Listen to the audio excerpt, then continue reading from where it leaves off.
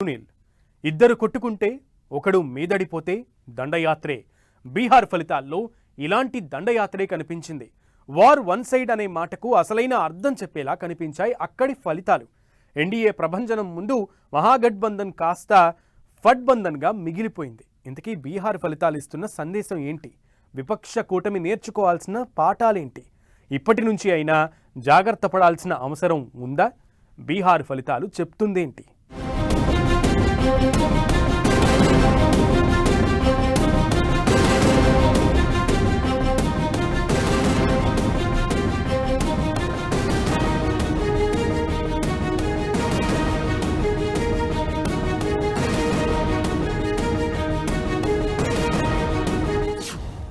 బీహార్ ఫలితాలపై దేశవ్యాప్తంగా చర్చ. బీహార్ రిజల్ట్ ఇస్తున్న సందేశమేంటి? విపక్ష కూటమికి నేర్పిస్తున్న పాఠమేంటి? విపక్షాలు ఇప్పటికైనా మారాల్సిందేనా? జాతీయ రాజకీయాలపై ఈ ఎఫెక్ట్ ఎంత? ఎన్డీఏ ముందు విపక్షాలు నిలబడట్లేదు ఎందుకు?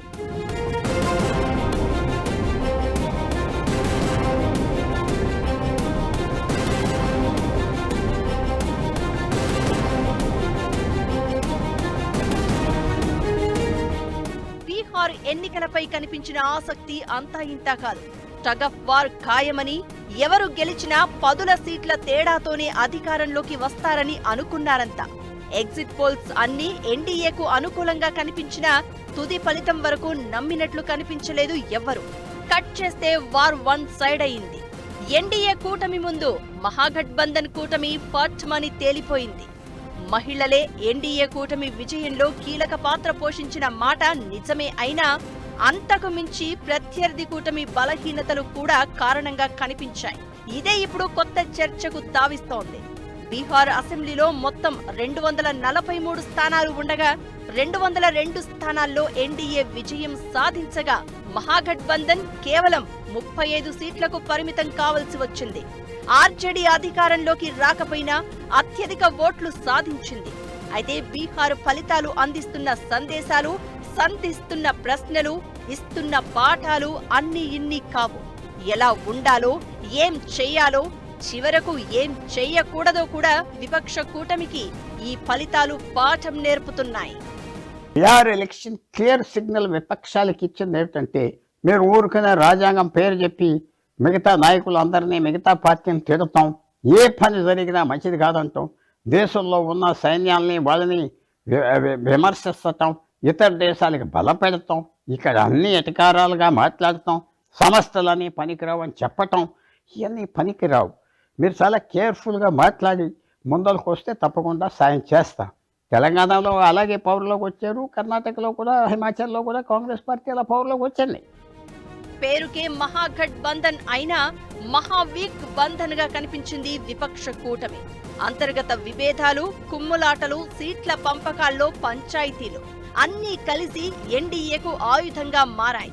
డబుల్ ఇంజన్ సర్కారు నినాదంతో ఎన్నికలకు వస్తున్న పార్టీలను ఢీకొట్టే ప్రాసెస్ లో ఏ చిన్న పొరపాటైనా ప్రత్యర్థికి ఆయుధంగా మారుతుంది. మహాగఠబంధన్ మాత్రం పొరపాట్లు కాదు, ఏకంగా తప్పులు చేసేసింది చాలా విషయాల్లో. ఇదే ఆ కూటమి ఘోర పరాభవానికి కారణంగా మారింది. బీజేపీని ఓడించడానికి ప్రతిపక్ష పార్టీలు మరింత సమైక్యంగా కృషి చేసి ఉండాల్సిందని ఎన్నికల ఫలితాలు చెప్తున్నాయి. విపక్ష పార్టీలు ప్రతిసారి చేస్తున్న తప్పు ఇదే అనే అభిప్రాయాలు వినిపిస్తున్నాయి. పార్లమెంటు ఎన్నికల్లో కాంగ్రెస్ ఎక్కువ సీట్లలో పోటీ చేసి తప్పు చేస్తే ఇప్పుడు ఆ తప్పును సరిదిద్దుకునే ప్రాసెస్ లో మరిన్ని తప్పులు జరిగిపోయాయి. ఈ ఎన్నికల్లో మహాగఠబంధన్ పార్టీల మధ్య ఏకాభిప్రాయం కుదరకపోవడం, స్నేహపూర్వక పోటీల పేరిట ఓట్ల చీలికకు దారితీసిన కారణాలను ఆ కూటమి పార్టీలు ఆత్మ పరిశీలన చేసుకోవాల్సిన అవసరం ఉంది అనే అభిప్రాయాలు వినిపిస్తున్నాయి.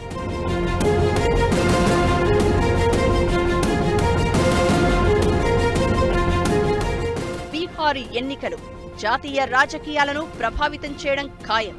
మహాగఠబంధన్ గెలిస్తే కేంద్రంలో ఎన్డీఏ కూటమిని నిలదీసేందుకు, పార్టీల మధ్య ఐక్యత మరింత పెంచేందుకు విపక్ష కూటమికి ఛాన్స్ దొరికినట్లయ్యేది. బీహార్ ఫలితంతో ఇప్పుడు ఇండియా కూటమిలో లుకలుకలు మొదలయ్యే అవకాశాలు ఉన్నాయనేది మరికొందరి అభిప్రాయం. రాహుల్ గాంధీ నాయకత్వంపై మరిన్ని ప్రశ్నలు ఎదురయ్యే ఛాన్స్ ఉంటుంది. ఇదంతా ఎలా ఉన్నా ఓటు చోరీతో పాటు చాలా ఆరోపణలు, విమర్శలు చేస్తున్న ప్రతిపక్షాన్ని బీహార్ ఫలితం గందరగోళంలో పడేసే ఛాన్స్ ఉంటుంది. అదే సమయంలో అఖండ విజయం ఎన్డీఏ కూటమిలో మరింత దూకుడు పెంచడం ఖాయం. ఇది బీజేపీ ఆధిపత్యాన్ని మరింత పెంచి విపక్ష కూటమికి సరికొత్త సవాల్ విసిరే అవకాశం ఉంటుంది. ఇప్పటి వరకు ఒకెత్తు, ఇకపై ఒకెత్తు అనే రేంజ్లో ఢిల్లీ రాజకీయాలు కనిపించే అవకాశాలు ఉన్నాయనేది మరికొందరి అభిప్రాయం.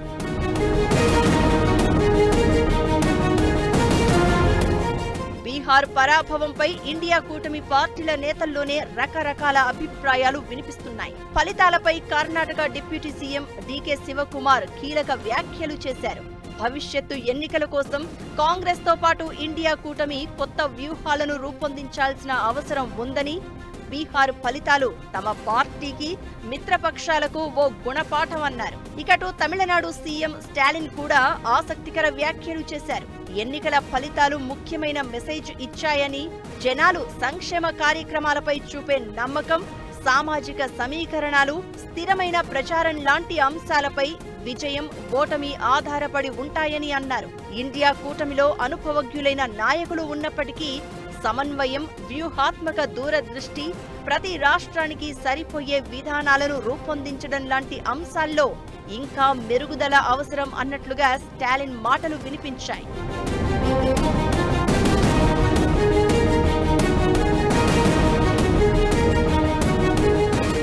ఓవరాల్ గా బీహార్ ఫలితాలు విపక్ష కూటమికి స్ట్రాంగ్ మెసేజ్ ఇచ్చినట్లయింది. ఫలితాల వెనుక కారణాలను రివ్యూ చేసుకుని వాటిని సరిదిద్దుకుంటే తప్ప భవిష్యత్తులో ఎన్డీఏ కూటమిని ఎదుర్కోవడం, వ్యూహాలను తిప్పికొట్టడం సాధ్యం కాదనే అభిప్రాయాలు వినిపిస్తున్నాయి. వీటన్నింటికీ మించి ప్రతిపక్ష పార్టీల మధ్య సమన్వయం మరింత పెరగాల్సిన అవసరం ఉందనే అభిప్రాయాలు వినిపిస్తున్నాయి. ఏమైనా బీహార్ ఫలితాలు స్ట్రాంగ్ సందేశంతో పాటు సవాలక్ష ప్రశ్నలను తెర మీదకు తీసుకువస్తున్నాయి. ఇప్పటికైనా విపక్షాలు మేల్కోవాల్సిన అవసరం ఉందని, లేదంటే రాబోయే ఎన్నికల్లోనూ ఇలాంటి ఫలితాలే ఎదురు కావడం ఖాయం అనే అభిప్రాయాలు వ్యక్తమవుతున్నాయి.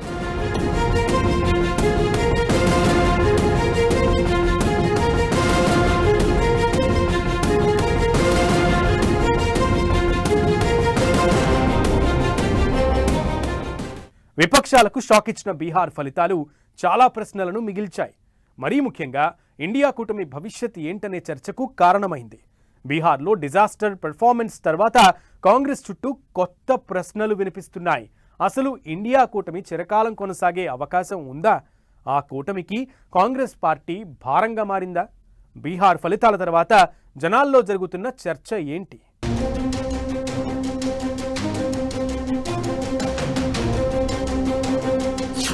అసలు ఇండియా కూటమి భవిష్యత్తు ఏంటి?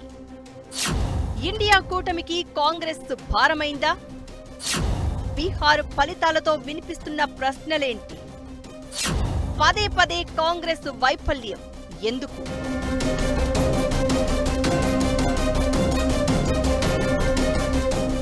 కాంగ్రెస్ నేతృత్వంలోని ఇండియా కూటమికి కాంగ్రెస్ పార్టీనే భారంగా మారిందా అనే అనుమానాలు వినిపిస్తున్నాయి బీహార్ ఫలితాలతో.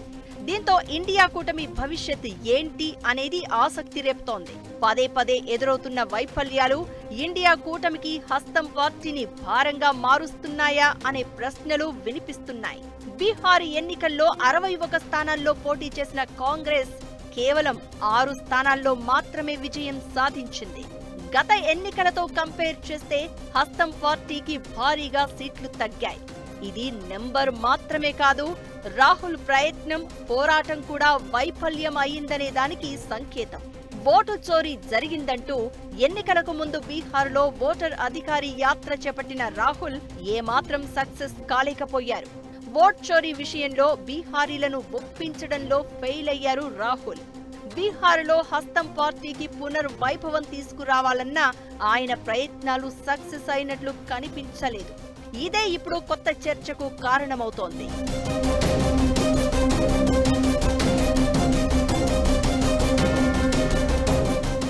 ఒకప్పుడు బీహార్ను ఏకఛత్రాధిపత్యంగా ఏలింది కాంగ్రెస్. 1947లో స్వాతంత్ర్యం వచ్చినప్పటి నుంచి 1967 వరకు కాంగ్రెస్ అధికారంలో ఉంది. మళ్లీ 1980లో మరోసారి పీఠం ఎక్కింది. అయితే 1990 తర్వాత సీన్ మారింది. బీహార్ ప్రాంతీయ పార్టీల చేతుల్లోకి వెళ్లిపోయింది. దీంతో కాంగ్రెస్ ఉనికి కోసం పోరాడాల్సిన పరిస్థితి వచ్చింది. తరచూ కూటములపై ఆధారపడుతోంది.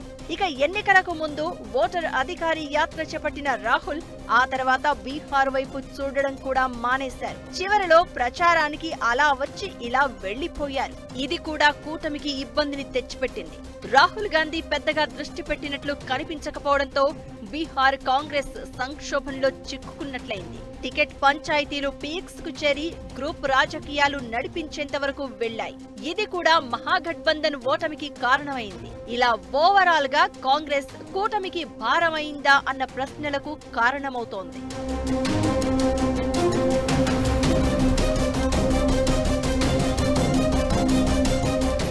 పెద్దగా బలం లేకపోయినా పోటీ చేసే సీట్ల విషయంలో మాత్రం కాంగ్రెస్ పెద్ద డిమాండ్లు చేస్తోంది. ఇది కూడా కాంగ్రెస్ చుట్టూ కొత్త చర్చకు కారణమవుతోంది. ఇప్పుడు బీహార్ లో మాత్రమే కాదు, 2017, 2022 ఎన్నికల్లో ఉత్తరప్రదేశ్ లోనూ ఇదే సీన్. సమాజ్వాదీ పార్టీతో పొత్తుతో కాంగ్రెస్ ఎన్నికలకు వెళ్లగా అప్పుడు కూడా దారుణమైన ఫలితాలు వచ్చాయి. బీహార్ లో అయితే పరిస్థితి మరీ దారుణం. కాంగ్రెస్ పూర్ పర్ఫార్మెన్స్ ఓవరాల్ కూటమి మీద ప్రభావం చూపించినట్లయింది. ఆర్జేడీ విజయ అవకాశాలను కూడా దెబ్బతీసింది అనే అభిప్రాయాలు వినిపిస్తున్నాయి. 2020 ఎన్నికల్లో 75 సీట్లు గెలిచిన ఆర్జేడీ ఇప్పుడు మరీ 25కు పడిపోయింది. బీహార్ ఫలితంతో ఇండియా కూటమిలో నాయకత్వ మార్పులకు దారితీసే అవకాశాలు ఉన్నాయి అనే చర్చ జరుగుతోంది. రాబోయే 2 ఏళ్లలో బెంగాల్, తమిళనాడు, కేరళ, ఉత్తరాఖండ్, ఉత్తరప్రదేశ్ లాంటి రాష్ట్రాల్లో ఎన్నికలు జరగబోతున్నాయి. దీంతో ఇండియా కూటమిలో నాయకత్వ మార్పులు చేయడమే బెటర్ అనేది మరికొందరి వాదన.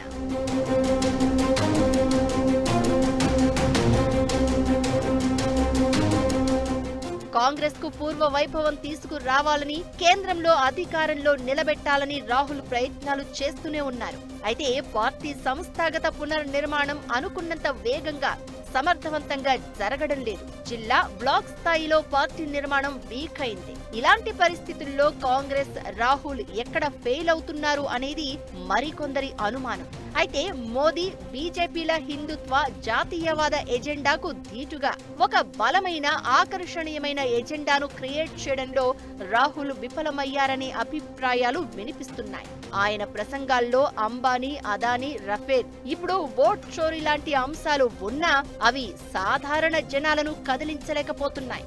ఆయన పార్టీ బాధ్యతల నుంచి తప్పుకున్నా తెర వెనుక ప్రభావితం చేస్తున్నారనే భావన పార్టీ సీనియర్లలో, జనాల్లోనూ ఉంది. కాంగ్రెస్ ను మళ్లీ అధికారం దిశగా నడిపించాలంటే తన వ్యూహంలో రాహుల్ సమూల మార్పులు తీసుకురావాల్సిన అవసరం ఉంది. భారత్ జోడో యాత్ర లాంటి ప్రయత్నాలు ఎప్పుడూ కొనసాగాలి అనే అభిప్రాయాలు వ్యక్తమవుతున్నాయి.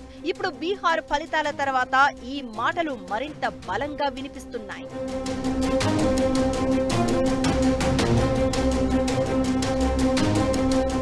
Task complete. ఇప్పుడు వాట్ నెక్స్ట్? బీజేపీ టార్గెట్ ఏంటి? ఇదే ఇప్పుడు దేశవ్యాప్తంగా జరుగుతున్న చర్చ. బీహార్ ఫలితాలు ఎన్డీఏలో కొత్త ఉత్సాహాన్ని తీసుకొచ్చాయి. 200కు పైగా సీట్లు సాధించడం, కాంగ్రెస్, వామపక్ష శక్తులను సింగిల్ డిజిట్కు పరిమితం చేయడం జోష్ను డబల్ చేస్తోంది. అయితే ఇదే మోడల్ను రాబోయే ఎన్నికల్లో ఫాలో కావాలని బీజేపీ ఫిక్స్ అయింది. మరి అక్కడ వర్కౌట్ అయ్యేనా? ఏ రాష్ట్రంలో పరిస్థితి ఎలా ఉంది?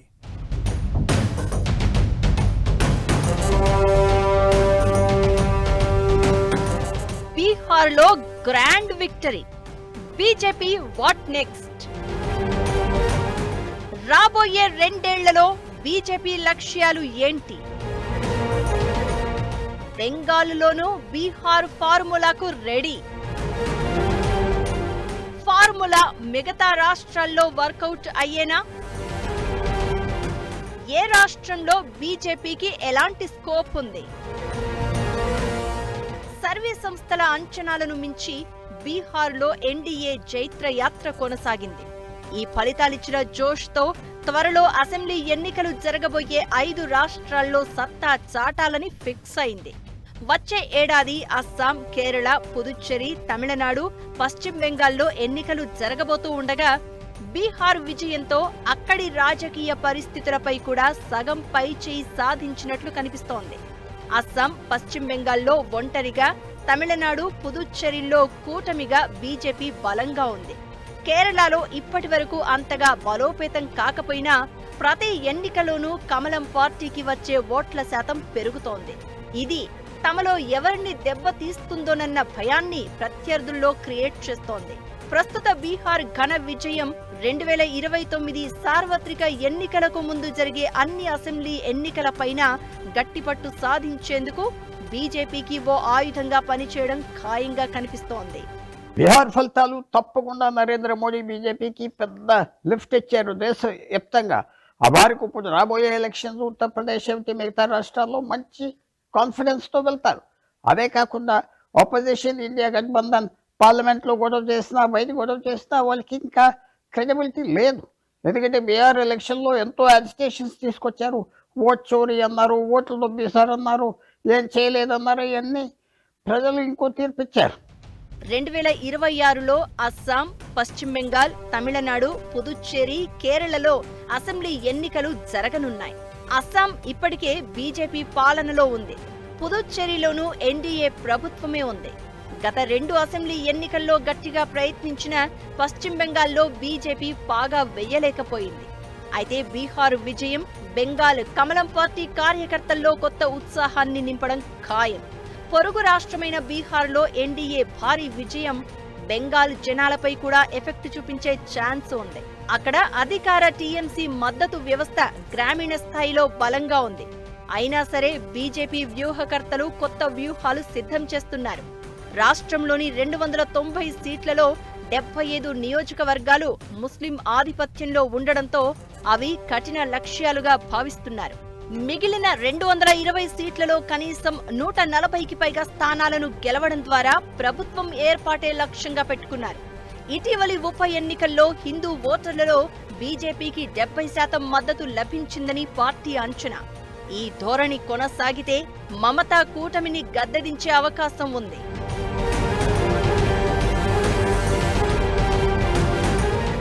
బెంగాల్ తర్వాత అస్సాం బీజేపీకి చాలా కీలకం.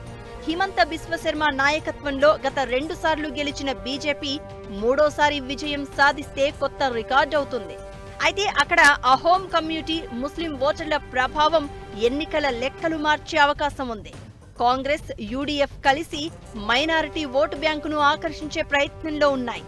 బీజేపీ వ్యూహకర్తలు ముస్లిం ప్రభావం ఉన్న 30 ప్రాంతాలను పక్కన పెట్టి మిగతా చోట్ల గట్టి పోటీ ఇవ్వాలనే సంకల్పంతో ఉన్నారు.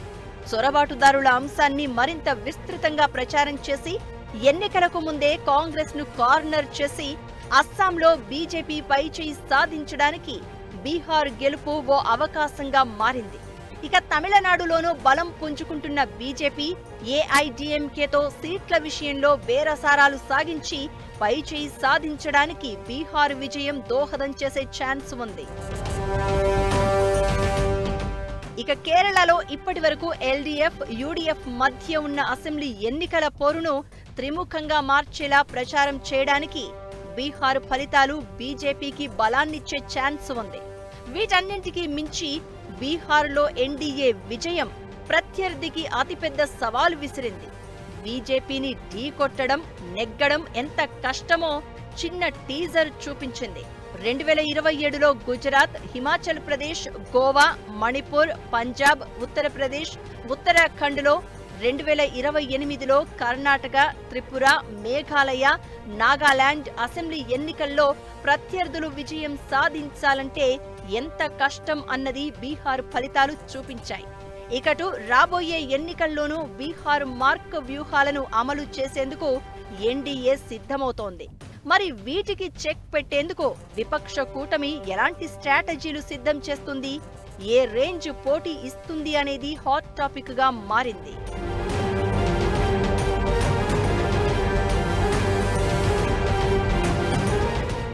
బీహార్ విజయం ఎన్డీఏ కూటమికి పెద్ద బూస్టప్. 2029 లక్ష్యానికి రూట్ మరింత క్లియర్ చేసే ఎన్నికలు హిందీ బెల్టుపై మళ్లీ పట్టు సాధించేందుకు వేసిన మొదటి అడుగు ఏ రేంజ్ సక్సెస్ అయింది అనే దానికి ఇది ఎగ్జాంపుల్. ఇంతకీ బీజేపీ సక్సెస్ సీక్రెట్ ఏంటి? ఇకపై ఎలాంటి స్ట్రాటజీతో ముందుకు వెళ్లబోతోంది?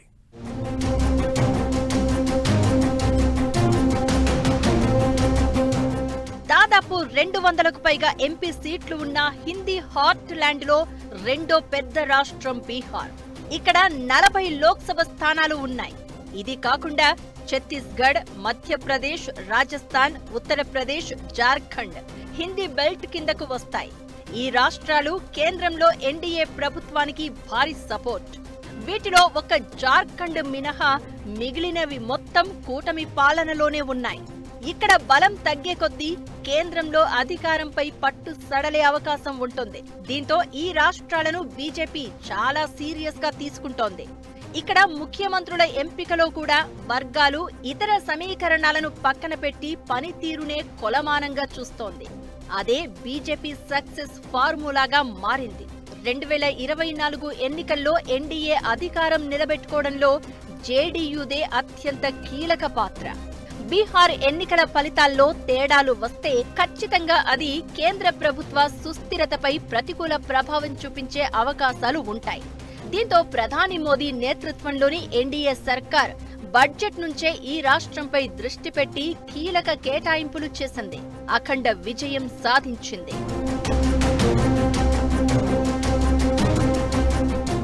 బీహార్లో రాహుల్, తేజస్వి జోడీని ఓడించడం ఎన్డీఏకు చాలా కీలకం.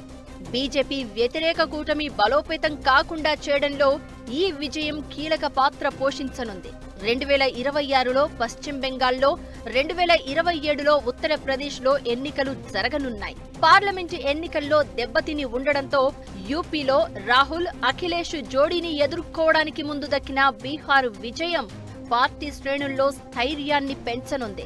ఈ విజయం కూటమి లోపల, జాతీయ స్థాయిలో ప్రధాని మోదీ స్థానాన్ని మరింత బలోపేతం చేసింది. ఇలా ఓవరాల్ గా బీహార్ ఫలితాలు చాలా ప్రశ్నలకు సమాధానాలు ఇవ్వడమే కాదు, భవిష్యత్ పరిణామాలకు ఓ టీజర్ లా కనిపించింది. ఏం చేయాలో అని కొన్ని పార్టీలకు, ఏం చెయ్యకూడదో మరికొన్ని పార్టీలకు ఓ సందేశం ఇచ్చింది. దీంతో భవిష్యత్తు రాజకీయాలు మరింత ఆసక్తికరంగా మారడం ఖాయంగా కనిపిస్తోంది. రాజకీయం మలుపు తిరగడానికి, సరికొత్త సమీకరణాలు తెర మీదకు రావడానికి బీహార్ ఫలితాలు కారణంగా మారే అవకాశాలు స్పష్టంగా కనిపిస్తున్నాయి.